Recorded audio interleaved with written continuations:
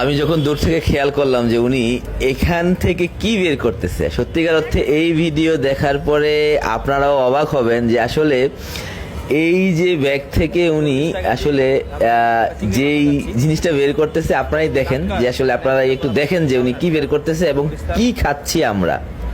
একটু দেখেন, একটু দেখেন আপনারা কি খাচ্ছি আমরা। দেখেন উনি চিংড়ি মাছের একটা মাথা বের করলো এবং এটা একদমই পরিষ্কার না করে উনি এটা ফ্যাশনের ভিতরে দিল।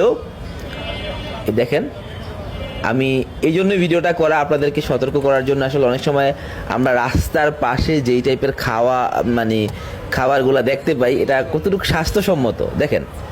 এবং ভিডিও শেষ পর্যন্ত দেখলে আপনারা এই চিংড়ির মাথার ভিতরে যে আসলে আপনারা দেখতে থাকেন, একদম শেষে দেখতে থাকেন, তারপরে আপনারা ডিসিশন নেবেন যে আসলে রাস্তার পাশে সবসময় সব খাবার খাওয়া ঠিক কি না। ভিডিও শেষে দেখার পরে আপনারা অবাক হবেন একদম। কতক্ষণ লাগবে মামা?